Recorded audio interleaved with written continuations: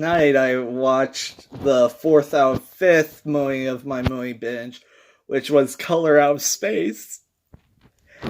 And if you hadn't been keeping up with my movie marathon, this one was a clear-cut second place contender. Was the contender that came in second place of my ranking. And oh my gosh, it was amazing. So the movie is just bonkers.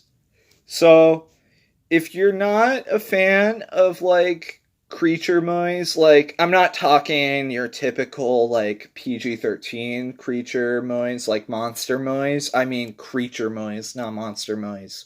There is a difference. Like I'm talking gore. Like just abominations. And it's just corny. It's funny. It's like disturbing, but also like acidically funny. It's just it's hilarious. It's Nicolas Cage giving like his typical slowly rising to gonzo performance. But like before we get there, we're also slowly like introducing the fantasy elements of like H.P. Lovecraft and like his really weird sci-fi horror type deals. And like of course, like in Mandy, there's a witch and she ain't gonna have a good time. And of course, like in Mandy, there's a lot of colors and Nicolas Cage ain't gonna have a good time.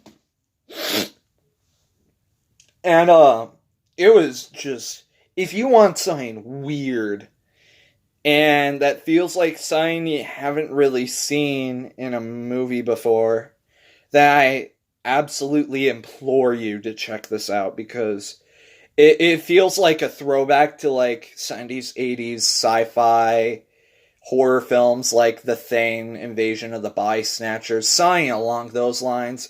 Just something just disgusting but hokey and fun and funny that just everyone's just like, yeah, more, more. Just something like that, but with Nicolas Cage, so it's even more fun. And like Nicolas Cage does his classic changing accents thing. He even goes into little girl mode and it's amazing. Where he starts talking like a teenage girl all of a sudden out of nowhere and it's stunning. I love it so much. It's inconsistent, but it's beautiful. Speaking of beautiful, the visuals are, just as the title implies, out of this world. The movie is not going to be for everyone. It's very uncomfortable at times, and that's deliberate. It tries to get under your skin as it gets under the characters literally and figuratively, and it's just delightfully strange. It tries to be as strange as it can in just the most grotesque way. It does take a lot of build up to get as strange as it does. Like, it takes like half the movie before it goes full on weirdo mode. But even immediately, it gives you like these annihilation vibes, and you're like, alright, I'm vibing with this. I'm vibing with this. And like, yeah, there's just so much to explore here that was just fun, that I just really vibed with. I was just having the time of my life watching this. There was just so much for me to chew on as an audience member. I liked it way more than Mandy. I liked it so much. Yeah, it was pretty satisfying. Uh there was like I never really knew where it was going. And when I did sell on the destination, I was satisfied with it. I mean, there might have been a couple of better directions that could have gone, but it was still like good enough to just solidify a great film. Uh the movie just goes in so many zigzag formations that it's hard to wrap your head around it cuz it's just like it's predictable but in a way that your head doesn't think that they'll go through with because it is ballsy to a fault.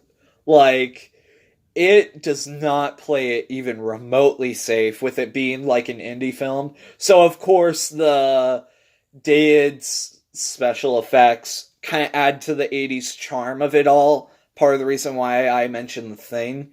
But like it all just adds to the experience. All of it just adds to it and it's just a wonderful movie. But like I said, I can't recommend it to everyone. It's just so funny to me. Like even the unintentionally funny parts are really funny to me, but a lot of it is like intentionally funny. The dialogue is like pinpoint precise, just exactly what I needed to laugh at. It's amazing. Like some of the lines are just purely perfect. Oh my gosh, I loved it. There's this one line that had me dying, but I won't spoil it. The cast was pretty good, like especially Nicolas Cage. It kind of gave me Videodrome vibes, but not in like the way that you're thinking. Videodrome was even more flawed than this, and like had kind of got overwhelmed by its flaws in some places, but I thought had enough originality to still be recommendable. But this is a whole nother beast entirely. If you just want something weird and out there and fun, like just something freaky, just something fancy like that, like if all of this sounds good to you, then I cannot recommend it enough. But if you have like a weak stomach or something like that, then like you might want to stay away because it gets pretty dark pretty quickly once you hit that halfway mark. And yeah, it's not for everyone, but for like those who like this kind of weird 70-ish art house kind of stuff, it's just glorious. Like the visuals are so awe-inspiring. It's so good. It's so good.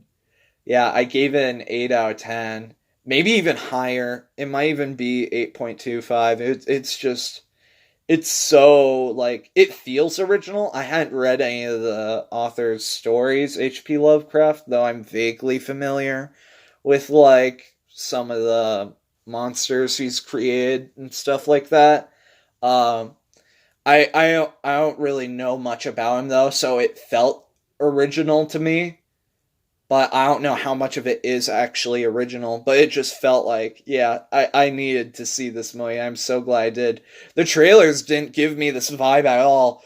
But like, oh man, it's like way different than I thought it was. But like, oh man, it was good. Yeah. Okay, on to the final movie, the one I actually watched today and just finished watching. So yeah, stick around for that if you want.